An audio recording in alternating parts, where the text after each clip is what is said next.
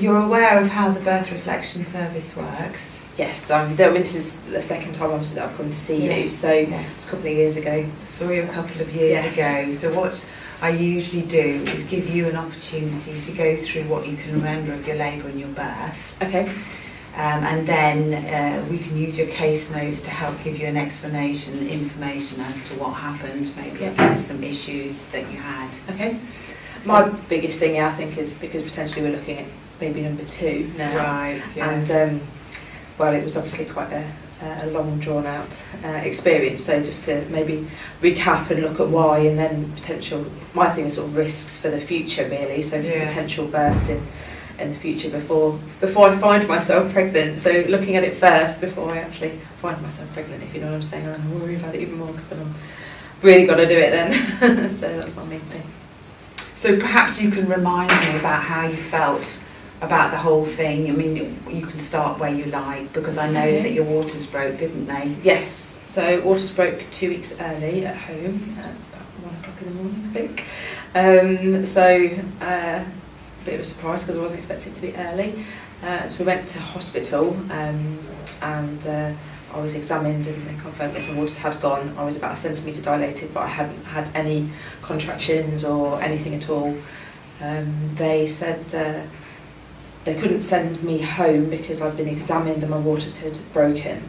And they actually tried to transfer me to here because I was at a different hospital, but everywhere was full. And actually I was admitted on one of the evenings where both the hospitals here closed. Right. So they were very, very busy. I think they had something like 17 inductions when I was there going on. Right. My labour started, I'm not too sure when, it's a bit sketchy for me, so maybe 12 hours later. But that was on, say, the waters broke on first, about 1 o'clock in the morning on the 23rd of December. I was then admitted to the ward, I think, in the morning. And I spent all day on the ward with my husband kind of around. My husband was then sent home that evening, and that's when my labour really kicked in. So that was another thing for me that I did. So overnight? I spent my entire first night in labour on my own, which was a bit miserable. Yes. And then I was started to be induced on the lunchtime of the 24th, and then I did through until about 2 o'clock in the morning, I think, and then they took me for a cesarean. At about 1ish, I think, in the morning on the 25th of December, my Christmas Day boy. So, and obviously then the cesarean didn't go well either. So, it's so yeah. So did they explain to you at the time why they needed to do this cesarean section? What was going on? I had very high heart rate. I was showing signs of infection. That even after so many, I think it was about 45 hours, I was still only 6 centimetres dilated. I'd had an epidural and I'd had it. I'd had enough. I was tired. I don't think Max was doing brilliantly either, my son.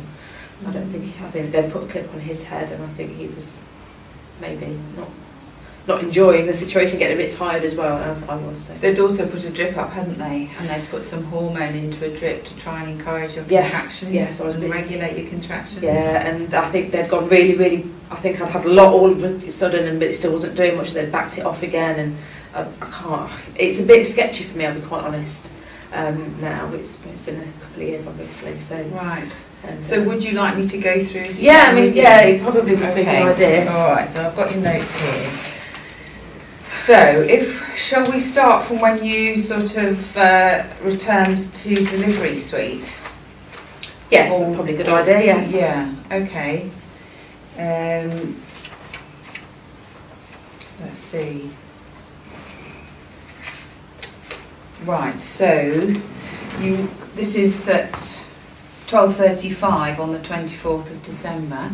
Lunchtime. You went into room 17 for induction for spontaneous rupture of membranes at 1 o'clock, they put it on the 23rd.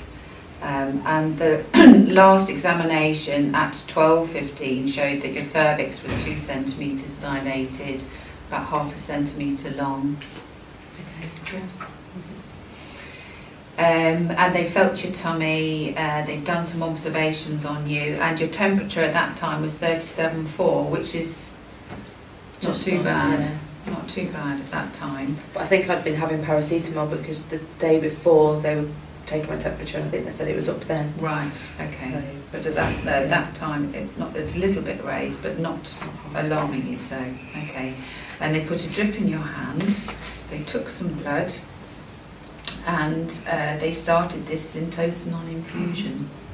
Yeah. And they start this because they want to regulate your contractions, because sometimes when you get tired or dehydrated, you're getting some pain, but the contractions aren't terribly effective. Yeah, They very like much. nice, even Yeah. I think contractions. Max was back to back as well. I don't Yes, think he was quite yes, yeah. making the right connection, so Yeah. to speak. And at that time, they gave you information about epidural anaesthesia. Yeah. Yes, they gave you something to read.